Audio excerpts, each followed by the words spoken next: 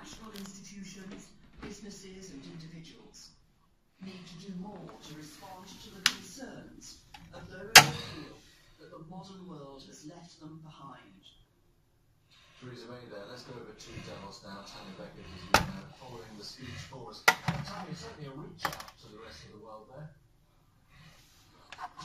Yes, it was, and I think a lot of people here have been scratching their heads saying, okay, so what did 2016 mean? What were electorates voting about when they voted for Brexit in the UK?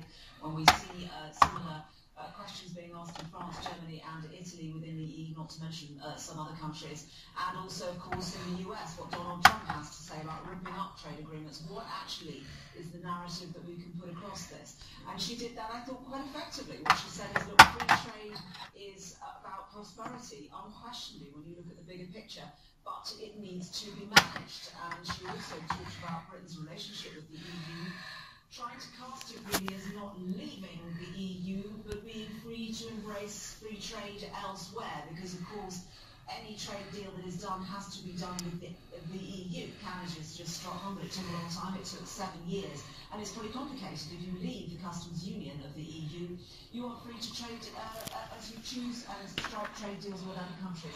That's where she put the emphasis. Well, I mean, she's going to have a work cut out while she's there as well, with meetings with important business people. And you can see why, can't you? Because if financial institutions are now ready to stick their head up above the parapet and say, we will pull some of our jobs out of London and move them to elsewhere in the European Union, well, she has got an awful lot of reassuring to do to keep a hold on that.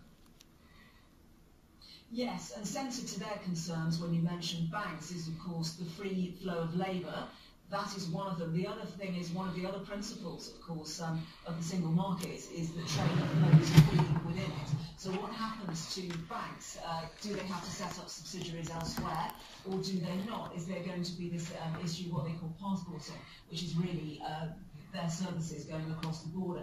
They've decided now we're not going to take a risk in the short term. It's going to take quite a bit of doing this trade deal that is now going to be set up between Britain and the EU.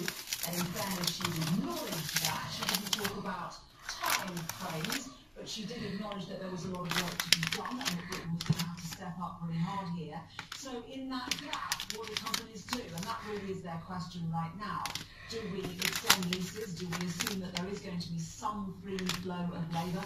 What assumptions do we make about that? They don't have answers to those questions, but they are grateful for the answers that they do have, and those are the ones that she gave them earlier this week as to what the basis of negotiations would be. Okay, Tammy, thank you very much indeed for that. Well, it's one of the issues that half the business world is talking about at the moment. Susanna, there's more on that in terms of who's interested in staying in the UK, who wants to go out. Absolutely, that's all the chance in London, because fears of a costly Brexit exodus and banking jobs are growing. Some leading firms now